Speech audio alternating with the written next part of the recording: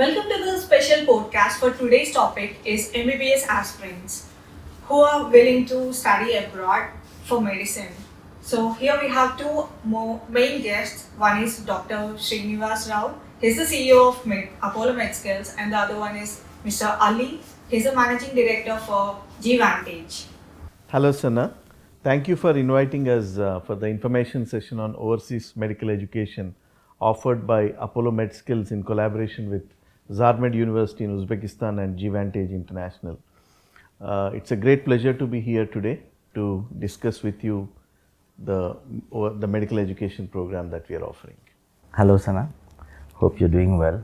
Thank you for inviting us to this program. We would be sharing our views, which will be valuable for the audience and parents and students at large.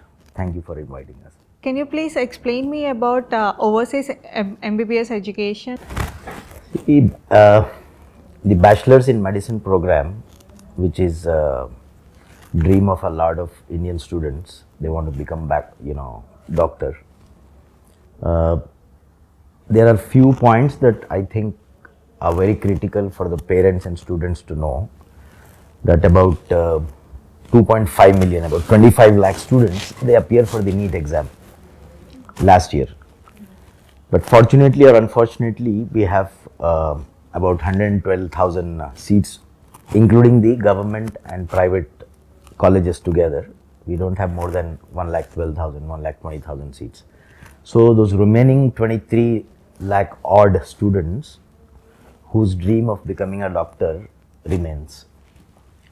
So if you see the history of students going abroad in last 2 to 3 decades, every year the number of students who go abroad for pursuing the bachelor's in medicine is increasing every year. But the very critical thing that actually the parents and the students should know before choosing to pursue their bachelor's of medicine out of India, the first preferred choice is definitely they qualify and they get a seat in India. But for the students who don't get, who make the majority of them, like out of 25 lakhs, almost 23 and a half, 24 lakh students, they don't get the seat. So to address this, most of the students, they go abroad. But before going abroad, it is very critical for the parents to choose the country which they are going. If you see the history of 30 years, 20-30 years, the most sought after destination was Ukraine, Russia. I mean, like if 100 students are going out of India to pursue their MBBS, you will see that most of the students, they were going to Ukraine or Russia. So why was that destination more prevalent is there are, Ukraine and Russia, they have been very aggressive in reaching to the Indian communities. So that was a trend started by Ukraine and Russia. But there are some other countries, including China, Philippines, and some countries in like Georgia, Armenia, and some of them in Caribbean. So if you go to Caribbean, the program itself is very expensive.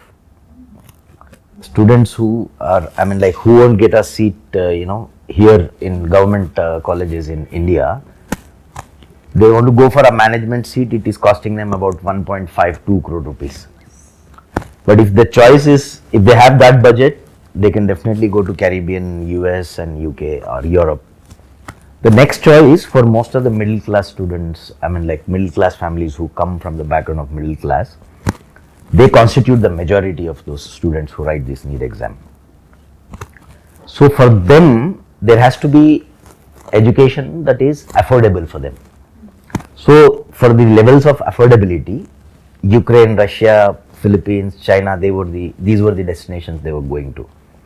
But for the parents, it is very critical to know that not all these countries are within the norms of National Medical Commission. So previously it was Indian Medical Council, now it is National Medical Commission, NMC, that actually makes the framework for regulating the whole medical education system. So students who want to go abroad, they have to see the guidelines of National Medical Commission. As per the National Medical Commission's guidelines, any bachelor's program in medicine has to be 4.5 years of academics and 1 year of internship, clinical internship. So some of the countries, like I believe Philippines, they have not, given the internship in their country. So if the students, they have gone through their academics for 4.5, 5 years, but if they don't have the clinical internship there, National Medical Commission, Government of India will not valid that certificate. Okay.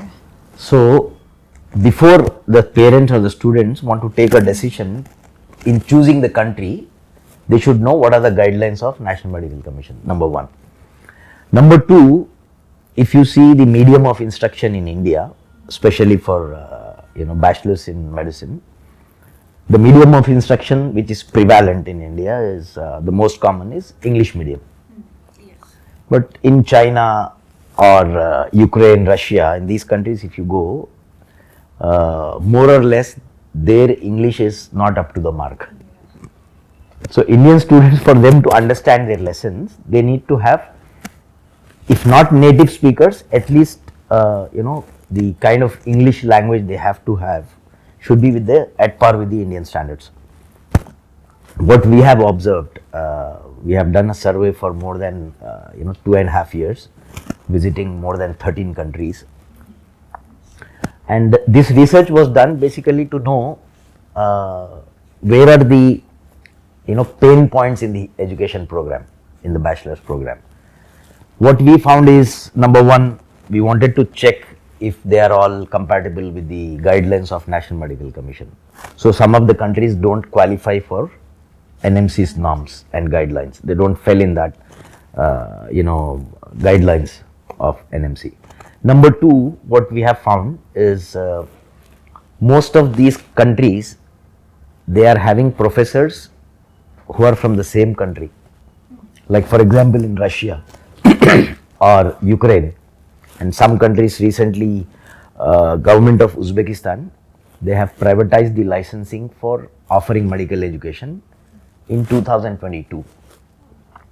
So yeah, it's very recent that they started giving licenses to private colleges, while the government colleges are there since the USSR era. It was the Uzbekistan, Kazakhstan, Kyrgyzstan, these all countries, they were under USSR, Union of Soviet Socialistic Republic. After the split of USSR, several countries came out, they become independent countries, they got independence in 90s actually. But the colleges, medical colleges and universities existed since the era of Soviet Union. But they were all government colleges. Now in 2022, they started giving licenses in Uzbekistan for offering medical education. But the problem, major problem, as I have told you, the whole USSR, all the Central Asian countries, their medium of instruction is Russian. Or, for example, in Uzbekistan, the local language Uzbek is more prevalent. Like their primary education, secondary education, higher education, even their graduation, it is in Uzbek language. So, any of these Central Asian countries, they have a dominance of Russian language primarily and local languages. So the professors who will teach in those universities are not native English speakers. The first point what I told you is the guidelines of National Medical Commission. Second point is the language of the professors. Third, the curriculum what you see in India is one of the best in the world. The doctors from India, you can see a lot of professional doctors like Dr. Srinivas, they make marks while they go to Europe or US. So that is one more criticality where they have to make sure that the curriculum, the syllabus has to be at par with National Medical Commission's guidelines. So these are the few things that the parents has to see while they choose MBBS abroad program. Dr. Srinivas, could you please explain about Apollo Medskills and elaborate its significant contributions in terms of medical education? So first I'll take an opportunity to give a brief about Apollo's involvement in this medical education program. So Apollo as a group, we are the leaders in healthcare. So we are diversified into multiple segments. Most of them know Apollo as a hospital group and a chain of pharmacies, chain of diagnostic centers, clinics, right? But Apollo is also into education. So we call it as Apollo Knowledge. We have an Apollo University, we have medical schools in India and in UK, we have nursing institutions, we have physiotherapy colleges, healthcare management institutions, and we are also the largest skill development company. So Apollo Medskills has partnered with Zarmed University and Gvantage with a strong purpose in transforming the medical education, particularly for the overseas MBBS programs. So coming straight to your question on why Apollo Medskills got involved in this partnership. So basically when we are looking at the problem areas in medical education, one of the significant problems that we have identified in the last 1 decade is definitely, as Mr. Ali had just mentioned, that there is a huge disproportionate gap between the number of aspirants who are actually aspiring to become doctors by writing the NEET examinations. It's 2.5 million, 25 lakh students are writing, and only there are close to 118,000 medical seats now, and about 1.3 million, 13 lakh students are qualifying in the exam. So there are significant number of students who are traveling abroad, the students who have a strong aspiration but unfortunately couldn't get through the interviews here and are unable to get through the medical schools. They are going abroad. But if you look at these students who are actually returning back, only 8% of these students who are actually returning back to India are clearing the clinical licensing exam in India. It's mandatory to get registered in India to practice medicine. And for that registration, you have to clear a exit exam, which was called FMG, Foreign Medical Graduate Exam, and now it is called NEXT. So unfortunately, most of the students are not clearing it. When we deep dive, why the students are not able to clear this exam? We have identified 3 or 4 reasons why the students are unable to clear this FMG exam. One, there was a mismatch between the curricula which is taught in these overseas MBBS programs and curricula that India teaches. Though there are similarities also, but the gap has been wide, the difference gap is very wide. So what we did is, the first step as part of the academic partnership, we looked into the curriculum, we deep dived into the curriculum, found the gap areas. So we worked closely with the professors from the Zarmed University and professors from Apollo. We jointly worked and chalked out a curriculum which is closely aligned with the NMC's curriculum in India. So this is the first step, because when they study in a similar mode, then their chances of clearing the Indian licensing exams will be high. So this is the first thing that we did. This is the first gap. The second gap that we have identified is the medium of instructions, which Mr. Gazanfar has already mentioned, that the medium of instruction, there is a challenge of language. Okay, so how are we addressing that?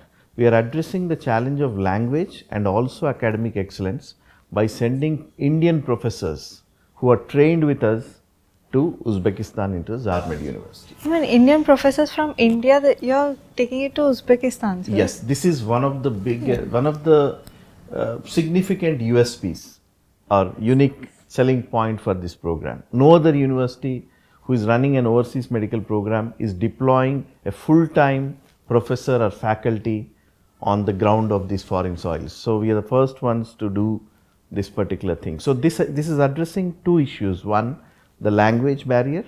The second issue is the academic quality. These 2 are improved. Okay, so this is the second thing. The first C that we have addressed is the curriculum. The second C that we have addressed is the clinical excellence and the clinical delivery.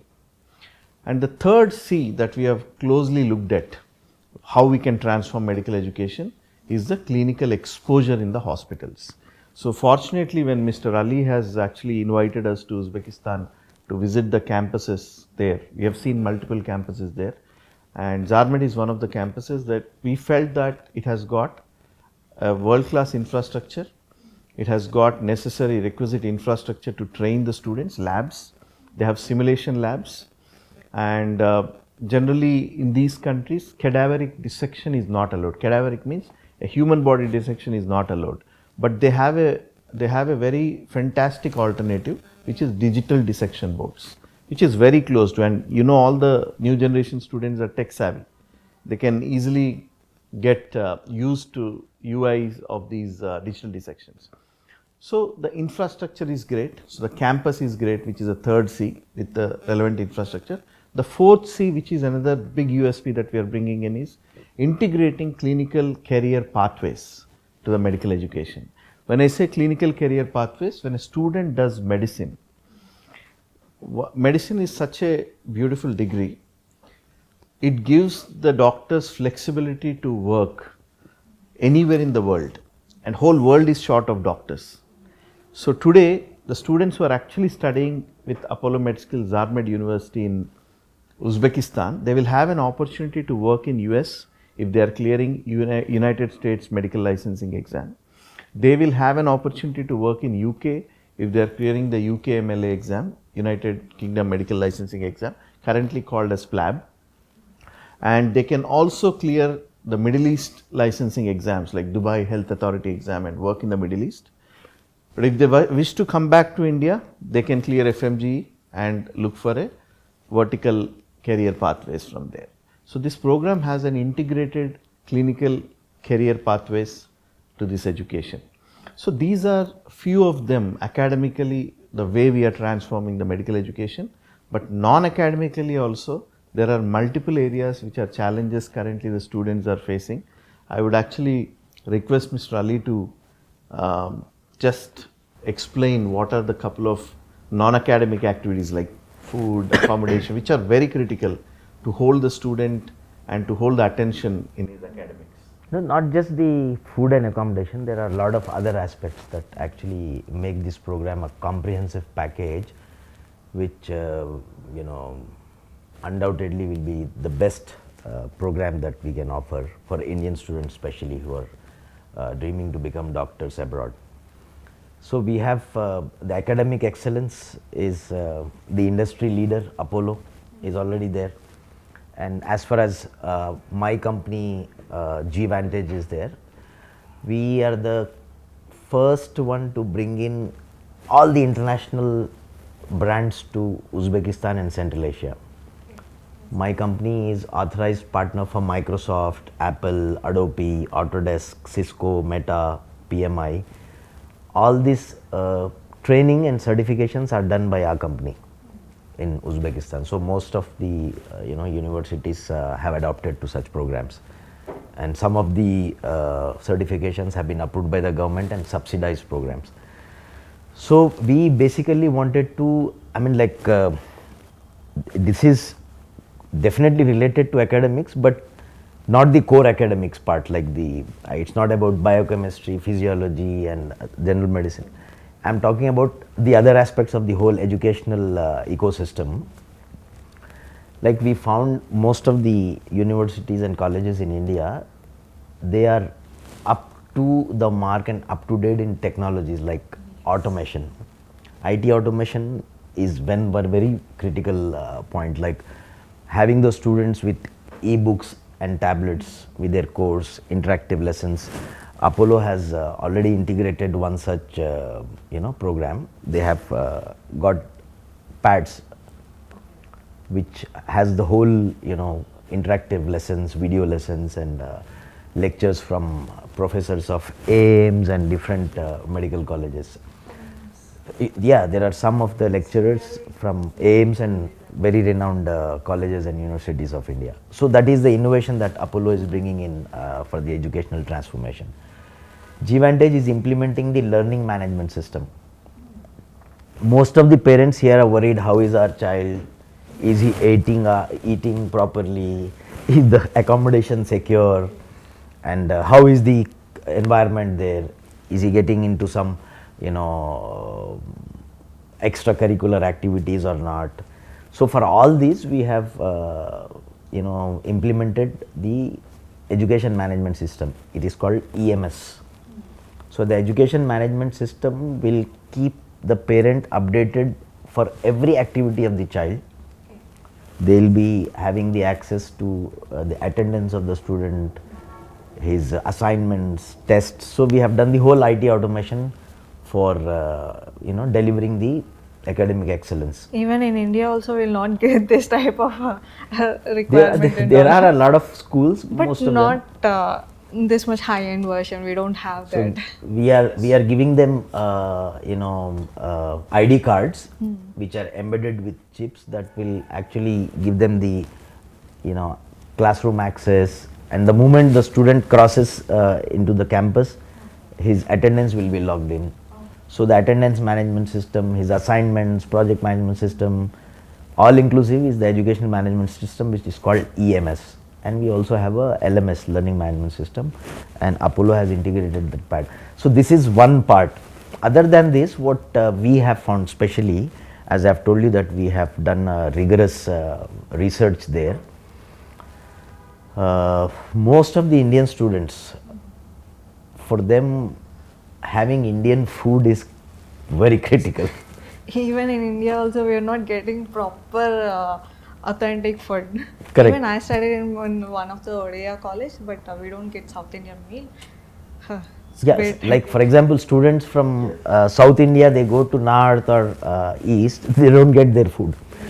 So what we did is we called for almost top 10 catering companies in our state, and they also do catering for a large corporate things. So we have got caterers from India who will be taking the Indian chefs from across the country. Like somebody wants a Gujarati food, he has that. Somebody who is from Bengal, somebody who is from Tamil Nadu. So we have got chefs that will be Indian. Even if you have Indian chefs, you won't find the Indian spices there. I mean, like just for example, you see the red chili powder there. You can literally eat it. It is very colorful, but it is not spicy. So we are taking the spices from here. We are taking the chefs from here. And one of the most concerns what most of the parents have is they are sending their. See, you have to remember, students who are going for MBBS, they are not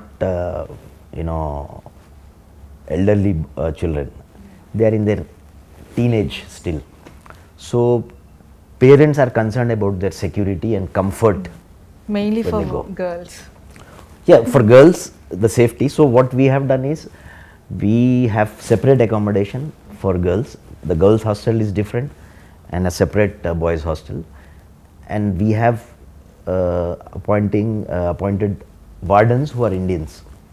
Wardens are also from India. Yes, not only the professors will teach, when they go back to their accommodation, we have couples taken from here, Indian husbands and wives. Those couples will be, rendering their services as I wardens. think so. It will no more Uzbekistan college. They can feel like Indian college only. Yes, they will definitely have a home away from home. We are creating a small India there. So the whole campus, the hostel, the facilities, and the academics are definitely by Apollo. So Indian food, Indian lecturers, and Indian curriculum under the guidelines of NMC closer to it. And we have made sure that it becomes a hassle-free journey for the students who dream to become a doctor. Right from their visa application to the application for the admission to getting their visas, helping them with travel itineraries, receiving them at the airport in Uzbekistan, escorting them to the college campus, getting their medical done, getting their registrations with the local police and immigration. So all these processes are seamlessly done by G-Vantage, including the food and accommodation from Indian chefs and Indian spices.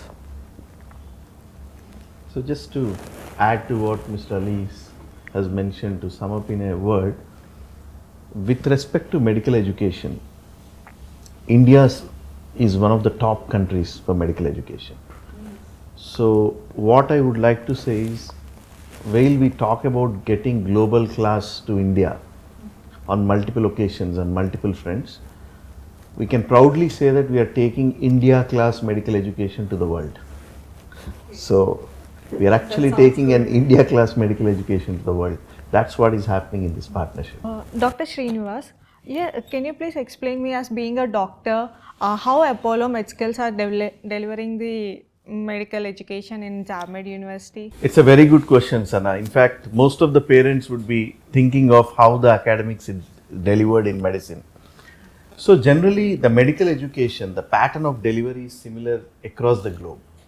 When I say across the globe, the medical education, MBBS education, the way it is delivered in India is similar to the way it is delivered in UK, way it is delivered in US, in Uzbekistan, Russia, Kazakhstan, wherever they study, the pattern is similar. I'll explain the pattern and I will also say how we are going to be different in that pattern. When you see the medical education is delivered in 4 structured pathways. The first pathway is the basic medical sciences. The basic medical sciences means the basics of medicine. This has 3 subjects: anatomy, physiology and biochemistry. Anatomy means structure of the human body. So in anatomy we teach what is the structure of the brain, what is the structure of the heart, how many chambers it has, what is the structure of your lower limb, upper limb. So every structure is taught. That's the reason the students dissect a human body, because they will go deep inside the heart, they go deep inside the lungs, they check the liver, how it is, they check kidneys, the position of the kidneys and how they look like. It is only a structure. The second subject that we teach is physiology.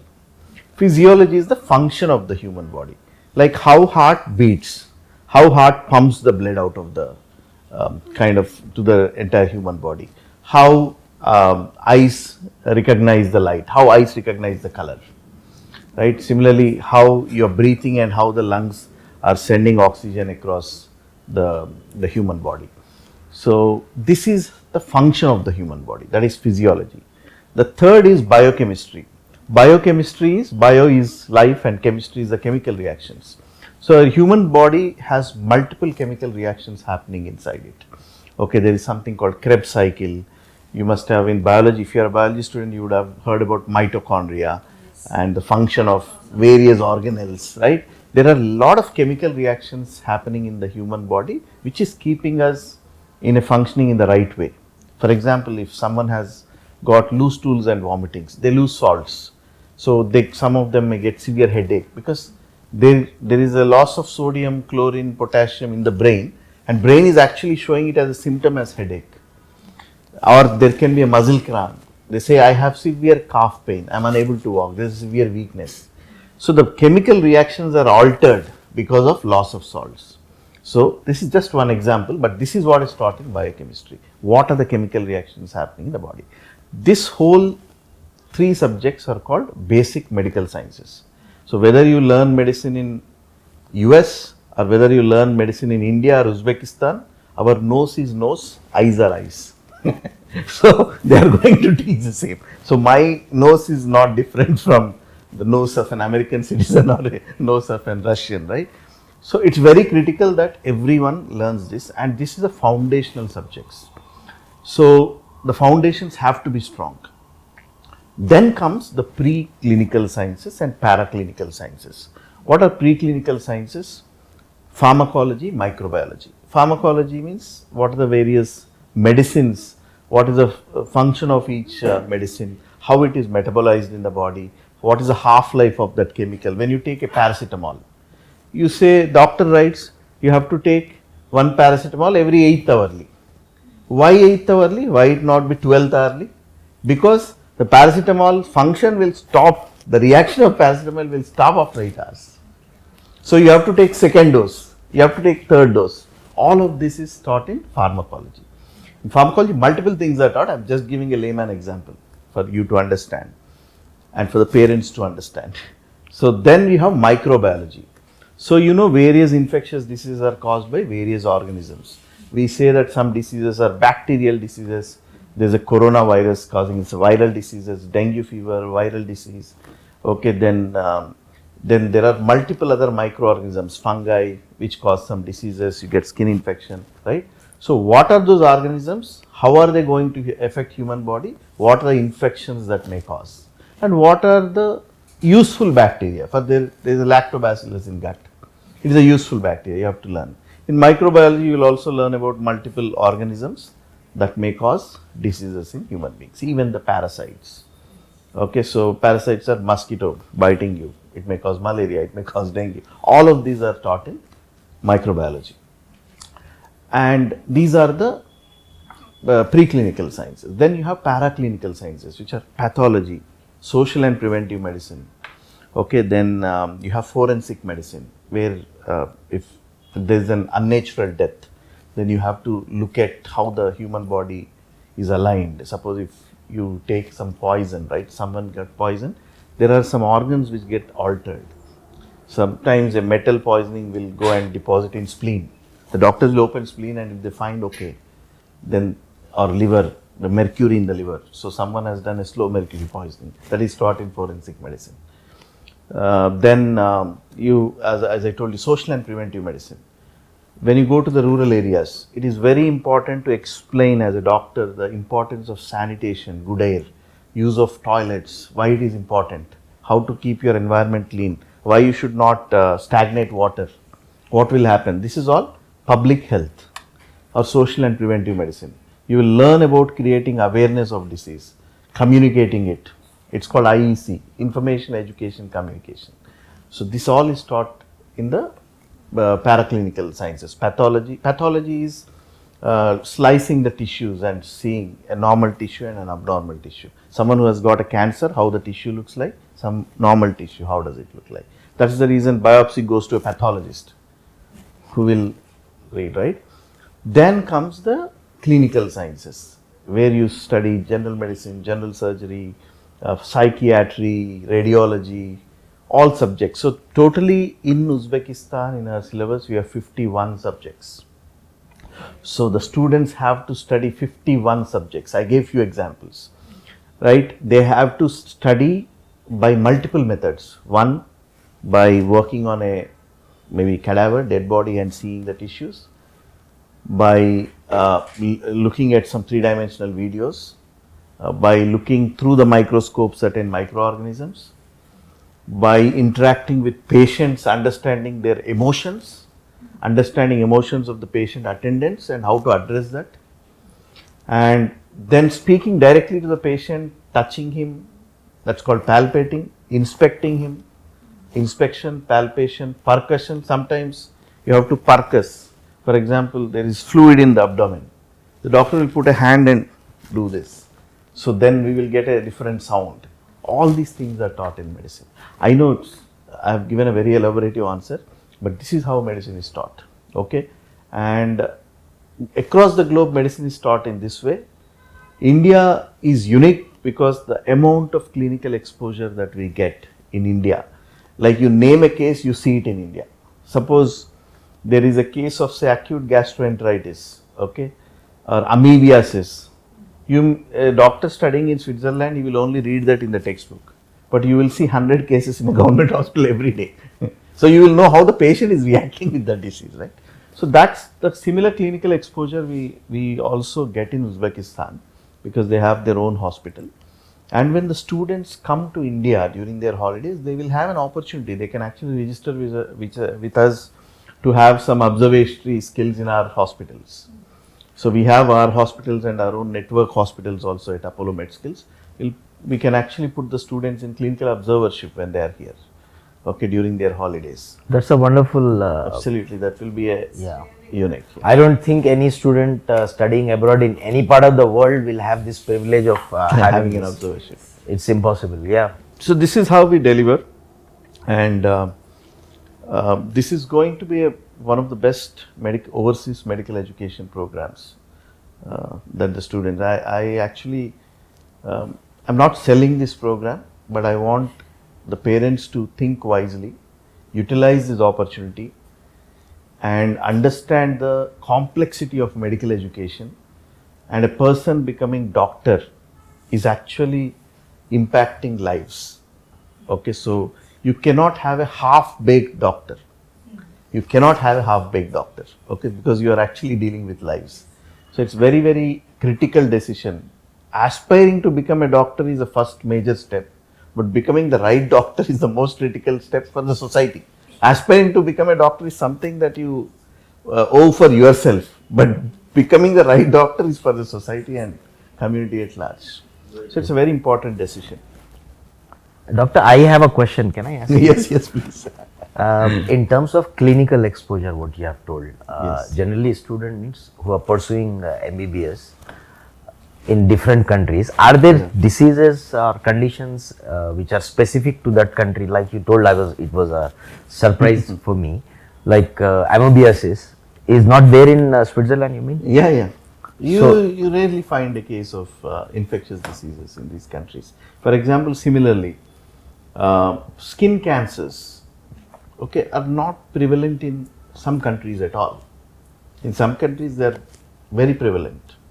Okay, diseases like Alzheimer's disease. When I was studying medicine, it was not very common in India. Today it is.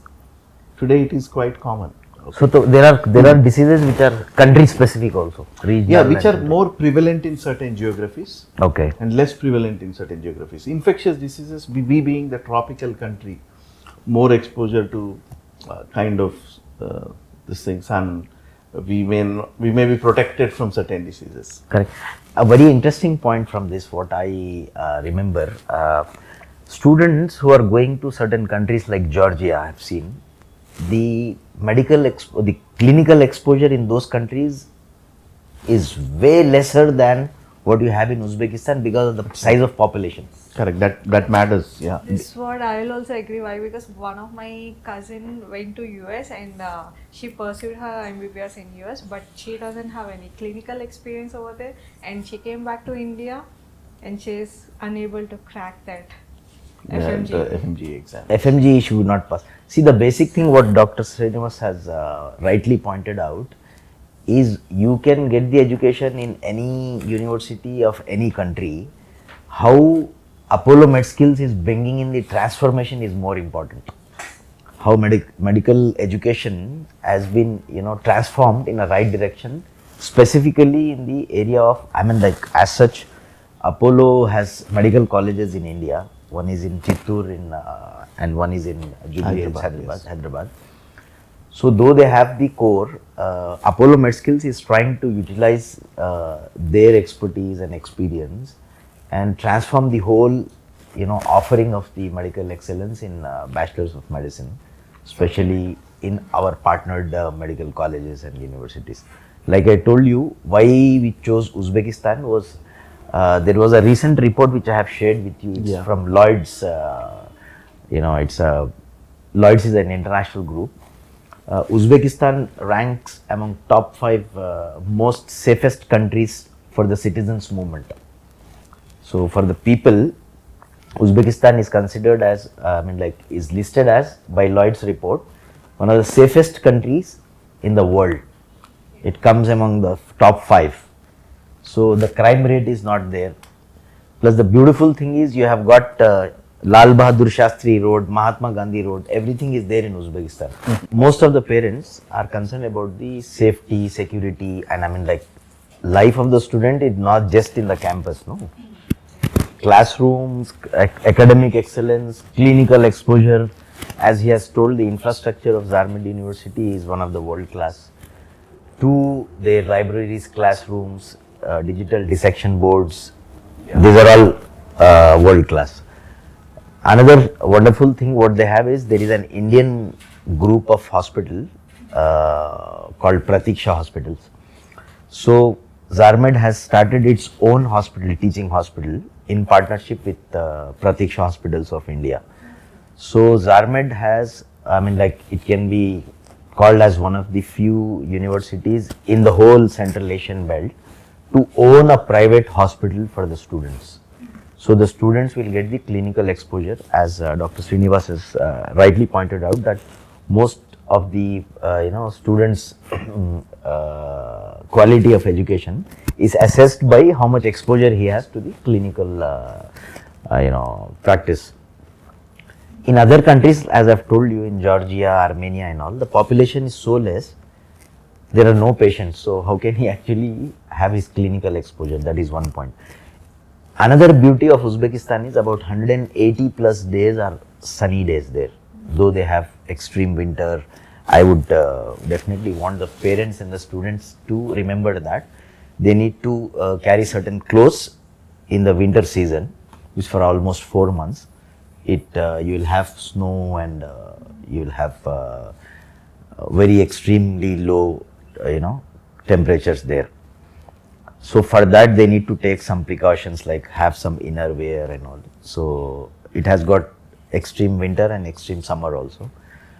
But as far as the security outside the campus also, country in general, as I've told you that the reports of the most secured countries in the world, Uzbekistan has been considered as one of the most secured countries by Lloyd's International Register.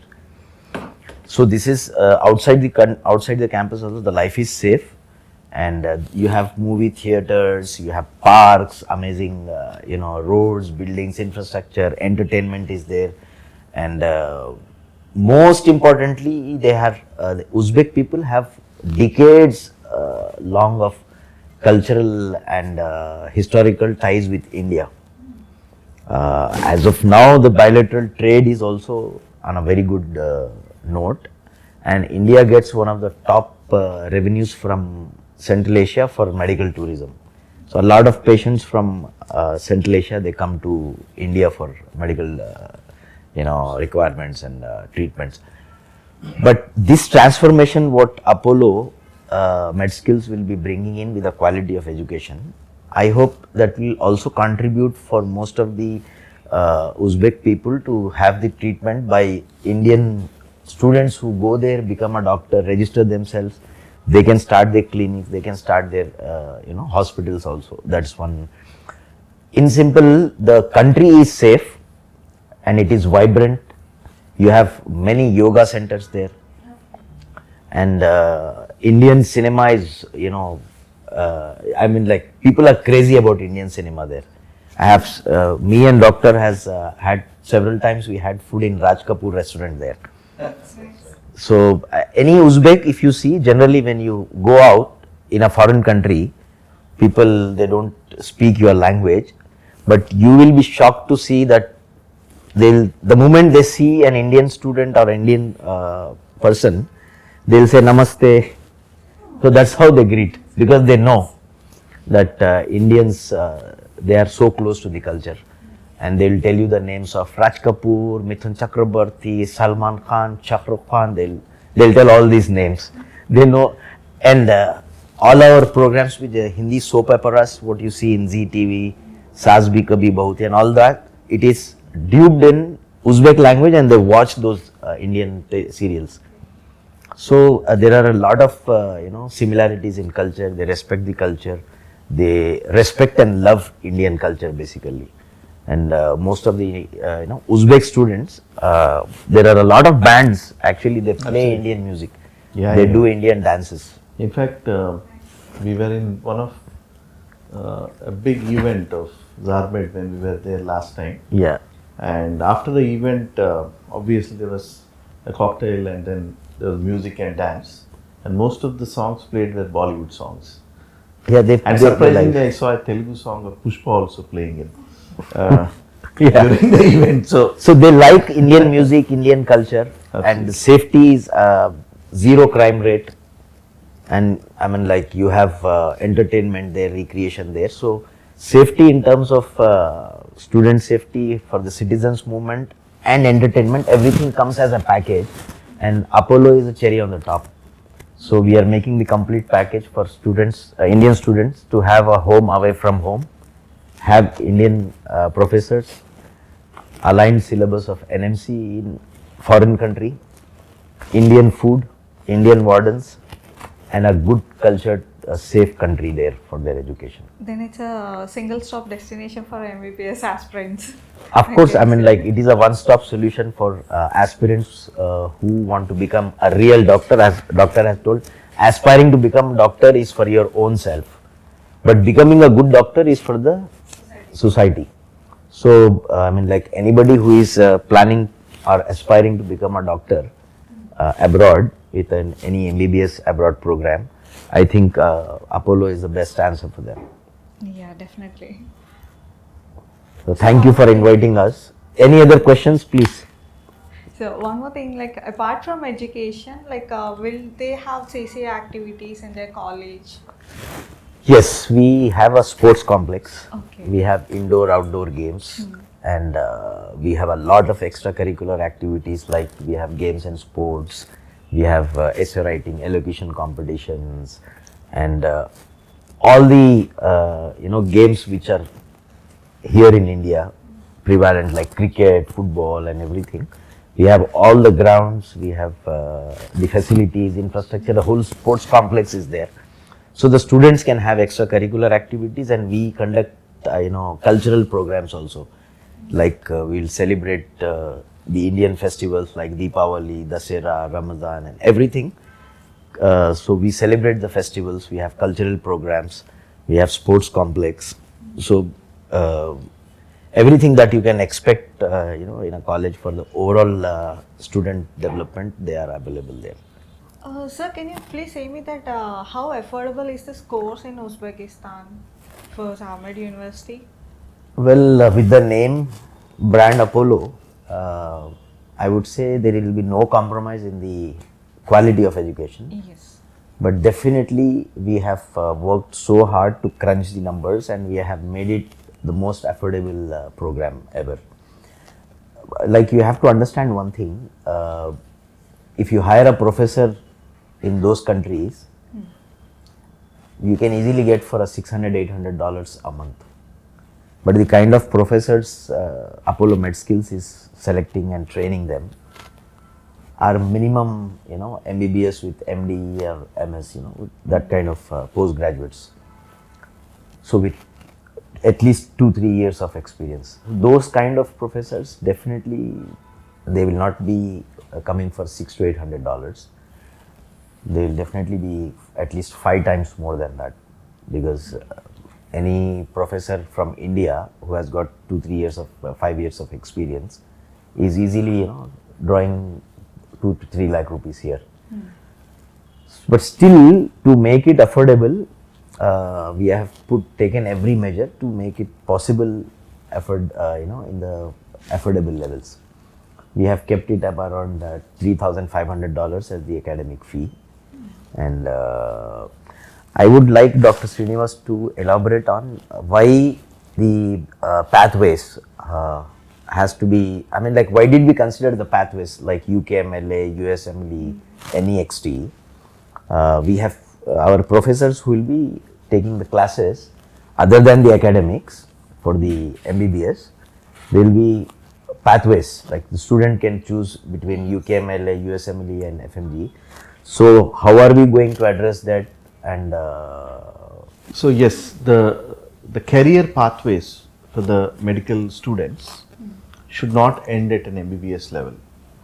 Okay, most of the students and most of the parents want their kids to become postgraduate doctors, and it is good. You can be a general practitioner and serve the community, but most of the students aspire to become consultants or postgraduate doctors. So to become a postgraduate, there are multiple pathways available across the globe for doctors.